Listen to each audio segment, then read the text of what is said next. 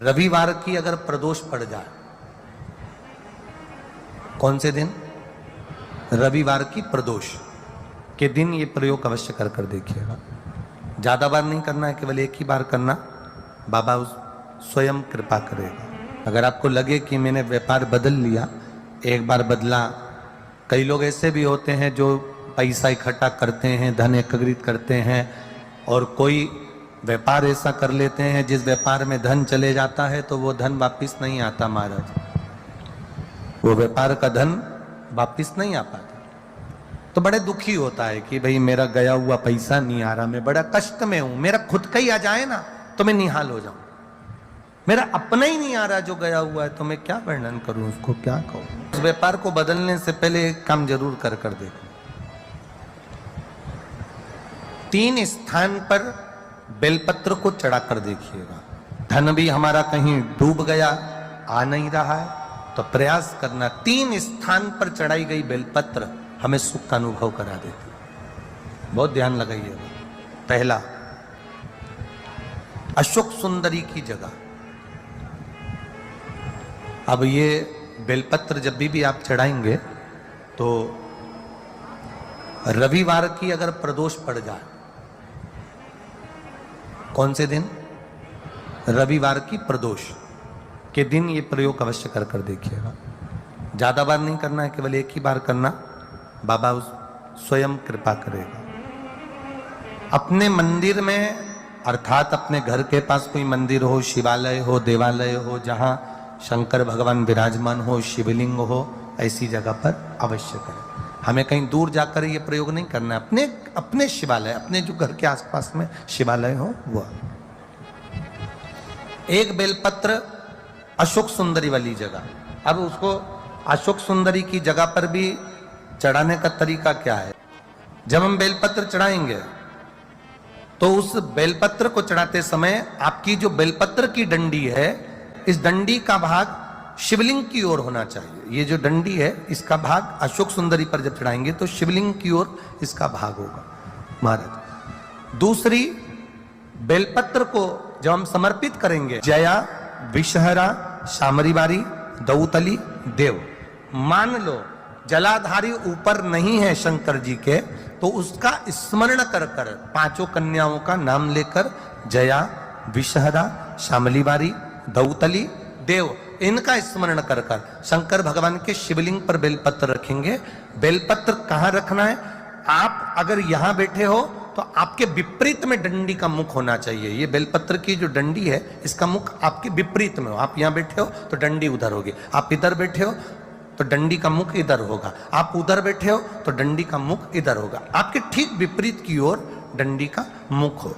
ये 2 जगह बेलपत्र समर्पित करने के बाद तृतीय बेलपत्र शिवलिंग की जो जलाधारी है, जहां पर भगवान शंकर का शिवलिंग रखा है, वहां स्पर्श कराकर, केवल छुआना है, स्पर्श कराकर बेलपत्री के पेड़ के नीचे ही कोई कंकर हो, कोई शंकर हो, या कोई मिट्टी का ढेला हो, नी हो, तो वहीं मिट्टी को थोड़ी सी ऊंची कर कर एक बेलपत्र बैठकर इस बेलपत्री की डंडी जड़ की ओर, मतलब जो वृक्ष होता है उस ओर इस डंडी का मुख होना चाहिए।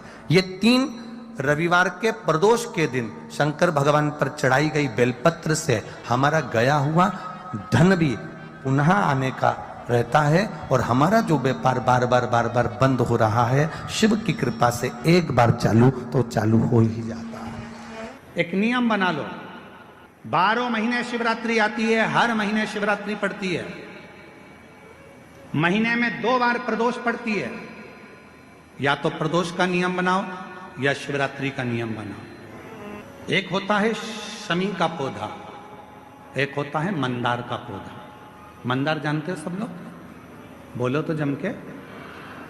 सफेद आंकड़ा भी उसको बोलते हैं, मंदार भी उसको बोलते हैं। मंदार का पौधा, और एक होता है शमी का पौधा। कहते हैं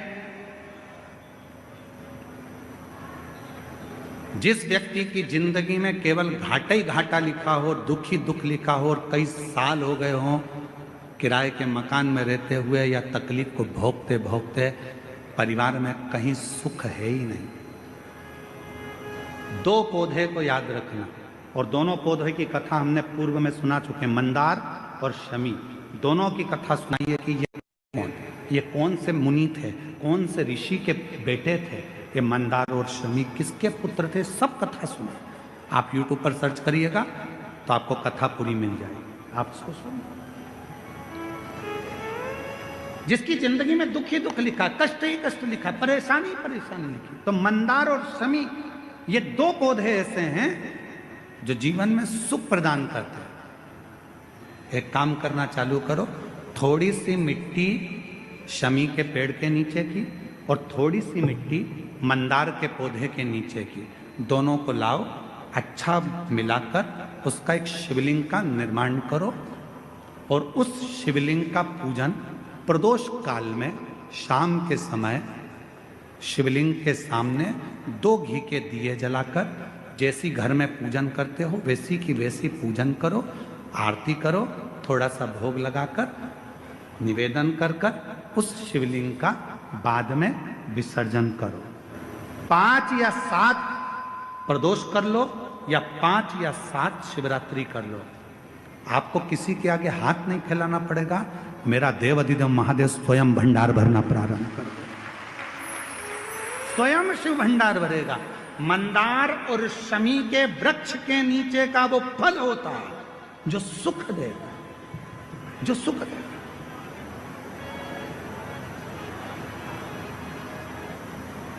जो हमें आनंद प्रदान करता है। मंदार मतलब आप लोग जानते हो, वो सफेद आंकड़े की जो जड़ होती है, आंकड़ा होता है, उसके छोटे छोटे फूल होते हैं मंदार के, भगवान शंकर को चढ़ते हैं। और शमी की पत्ती तो आप लोग जानते ही हो, शमी का पत्र, इसके पौधे के नीचे और उसके पौधे, इसका वृक्ष और उसके वृक्ष के नीचे की थोड़ी थोड़ी मिट्टी प्रदोष काल में या तो प्रदोष हो या शिवरात्रि हो, दोनों को मिलाकर उसका शिवलिंग बनाकर उसकी आराधना, उसकी शिव महापुराण करे। शमी का वृक्ष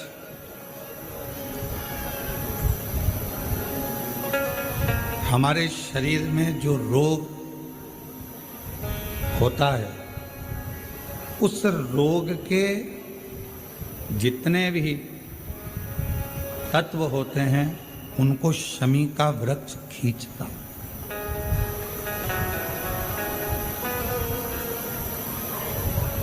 कल एक बहन ने प्रश्न किया कि गुरुजी,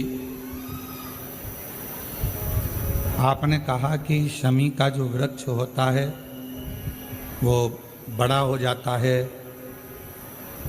बड़ा होने के बाद उसको घर में नहीं रखते, छोटा पौधा, छोटा सा पौधा घर में रख सकते, और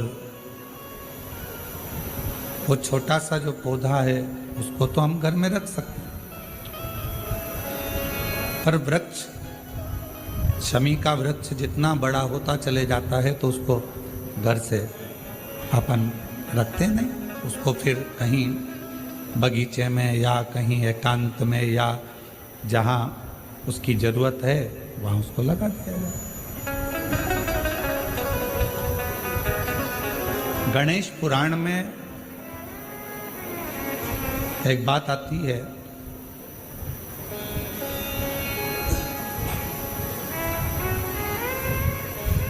कि शमी का जो वृक्ष होता है वो रोग को खींच लेता, बीमारी को खींचता, तकलीफों को खींचता, दुख को खींचता, शरीर के रोगों को वो खींच लेता। तो शिव महापुराण की कथा में और गणेश पुराण की कथा से एक बात सीखने को मिलती है कि पौधा छोटा रहेगा तो आप उसका पूजन भी कर सकोगे, पत्ते भी ले सकोगे, शिव जी पे भी समर्पित कर सकोगे, और घर के अंदर यदि कोई तकलीफ में है, कष्ट में है, तो उसके दुख को भी वो खींच ले, उसके कष्ट को भी वो खींच ले, उसके कष्ट को, उसके दुख को खींच लेता है, उसके कष्ट को, उसके दुख को वो खींच लेता है। पर जैसे ही शमी का पौधा बड़ा हुआ, शमी का वृक्ष बड़ा हुआ, और उस वृक्ष के इर्द गिर्द से अगर निकल कर जा रहा है, शमी के उस वृक्ष के आसपास से इर्द गिर्द से अगर कोई निकल कर जा रहा है, तो उसके भी रोग को वो खींचता है, उसके भी रोग को वो खींचता। तो हमारे यहाँ सनातन धर्म में सर्व जगत के हित की बात कही जाती है कि शमी का जब पौधा बड़ा हो जाए, शमी का वृक्ष जब बड़ा हो जाए, शमी का पौधा जब बड़ा हो गया तो उसे कहीं अच्छी जगह पर लगा दिया जाए, जिससे सर्व जगत के दुखों को वो खींचता रहे, सबके रोगों को वो खींचता रहे, समाप्त करता रहे, सबके रोगों को वो खींचता रहे, समाप्त करता रहे। सर्व जगत के हित। छोटा है पौधा अपने नजदीक। शिव महापुराण में 5 वृक्षों का जो वर्णन किया गया, पहले नंबर पर है बेलपत्र का वृक्ष, दूसरे नंबर पर है शमी का वृक्ष, तीसरे नंबर पर है आंवले का वृक्ष, चौथे नंबर पर है पीपल का वृक्ष और 5वें नंबर पर है वट वृक्ष। ये हमको बल देते हैं और हमें जो बल प्रदान करते हैं, हमें जो एनर्जी देते हैं, हमारे दुखों को ये नष्ट करते हैं। हमको एक अलग से बल इन पौधों से, इन वृक्षों से प्राप्त होता है। शमी की जो पत्ती होती है,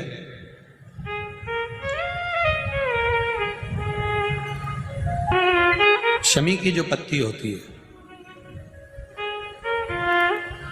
एक पत्ती में जितनी पत्तियां लगी होती हैं और एक पत्ती के अंदर, जरा ध्यान देंगे, जैसे इस पत्ती में ढेर सारी पत्तियां लगी हुई है, पत्ती में से भी एक पत्ती तोड़ोगे और एक पत्ती तोड़ने पर उस पत्ती को भी अगर गिनोगे तो उसमें बहुत सारी पत्तियां होती हैं।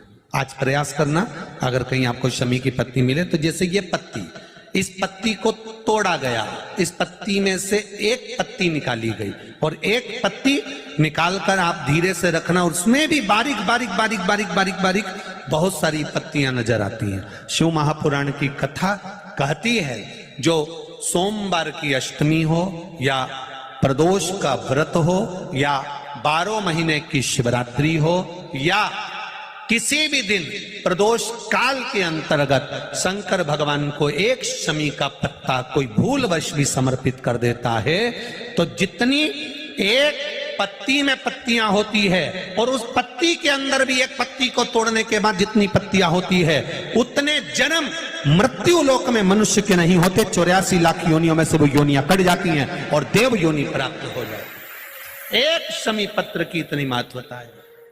शमी का जो पत्ता होता है, ध्यान से सुनिएगा,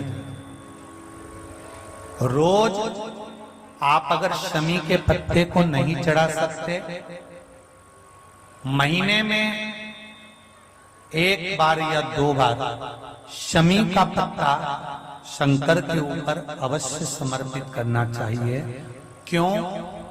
शरीर में अगर कोई बड़ी बीमारी आने वाली होती है तो बाबा उस विष को समाप्त कर देते हैं, मात्र शमी का पत्ता समर्पित कर देते हैं।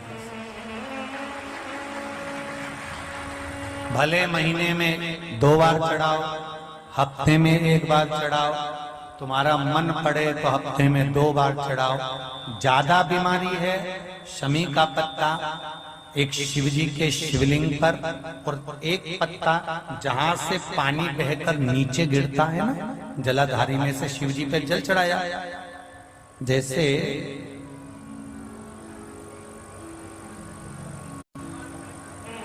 ये शिवलिंग, इस पर जल चढ़ाया तो ये पानी बहकर नीचे आता है, तो जहां गिरता है एक पत्ता शिवलिंग के ऊपर और एक पत्ता जहां से जल नीचे गिरता है वहां। अगर ज्यादा बीमारी है और ऐसा लग रहा है कि डॉक्टर कह रहे हैं कि तबीयत ज्यादा खराब हो सकती है, जांचे जाएगी, ये होगा वो होगा, तो एक पत्ता शमी का ऊपर, एक पत्ता जलधारी जो बहकर नीचे आती है उसमें। पर चढ़ाना शमी का पत्र रोग मुक्ति के लिए जब चढ़ाया जाता है तो भगवान शंकर का अवधूतेश्वर महादेव का नाम लेकर चढ़ाया जाता है। कौन सा महादेव? जम के बोलो जरा। अवधूतेश्वर महादेव का नाम लेकर चढ़ाया जाता है।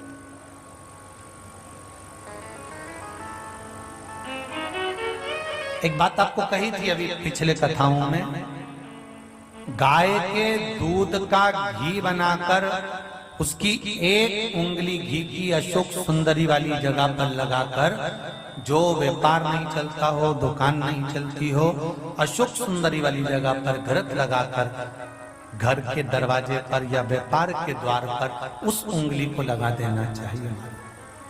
घृत पर होना गाय के घी का।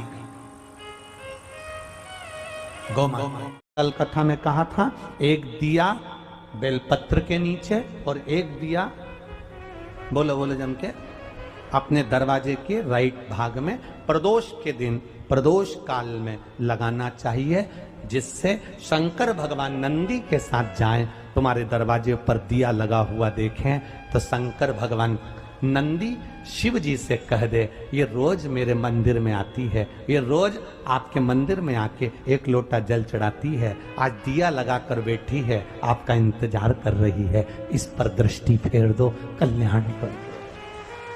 दृष्टि फेरो, कल्याण।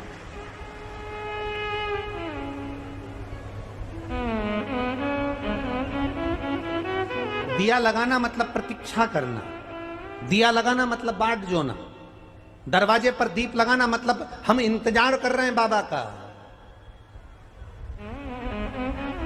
हम बाबा का इंतजार। प्रदोष काल में, प्रदोष के दिन हमने पहले भी कहा कि एक दीप लगाना या जल चढ़ाना या शंकर को धतूरा चढ़ाना या चावल का दाना चढ़ाना या बेलपत्र चढ़ाना वो खाली नहीं जाता है।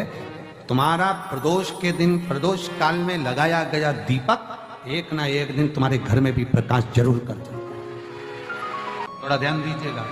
मान लो मेरे बेटा बेटी कहीं अप्लाई कर रहे हैं नौकरी के लिए या अन्य चीज के लिए, तो वो अगर बेलपत्री के मध्य पत्ती और ये दो पत्ती है, इस पत्ती के बीच की जो जगह होती है वहां यदि पीला चंदन और एक चावल का दाना लेकर हरीश्वर महादेव का नाम लेकर शंकर के शिवलिंग पर प्रदोष के दिन अगर चढ़ा देते हैं तो वो बेटा बेटी जिस एग्जाम को दे रहा होता है अच्छी मेहनत के साथ, लगन के साथ, तो निश्चित है वो उसमें सफलता पाता जरूर। हरीश्वर महादेव, एक बार बोलो कौन से महादेव? हरीश्वर महादेव। जब कोई कह दे कि तुम्हारी जिंदगी में दुख ही दुख है, जब कोई कह दे तुम्हारे जीवन में कष्ट ही कष्ट है, तब एक काम चालू करो, शिव की आराधना।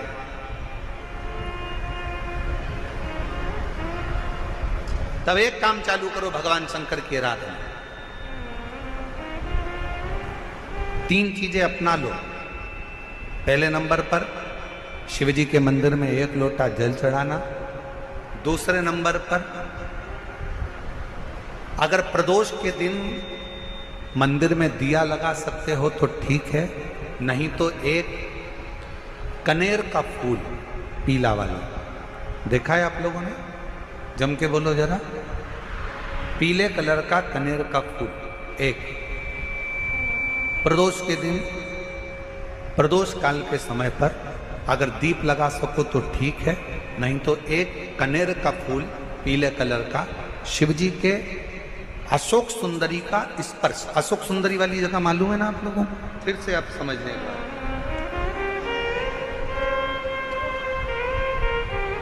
ये शिवलिंग,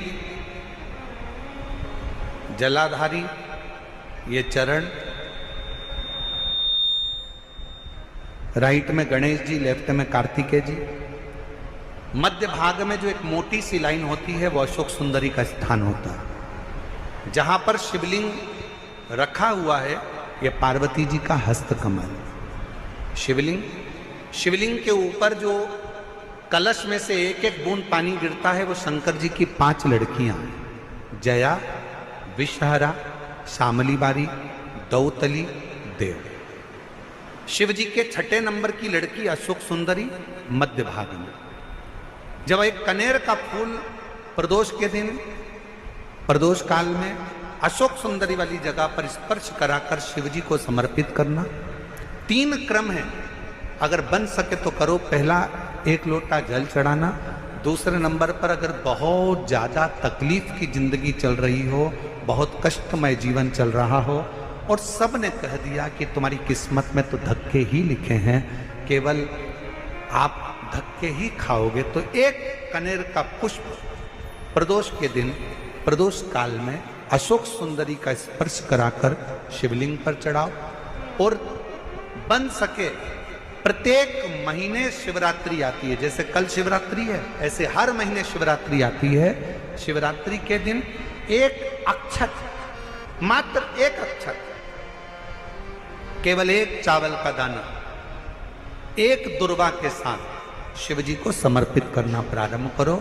जिंदगी की कैसी भी तकलीफ होगी, मेरा शंकर भगवान उस तकलीफ को मिटाएगा।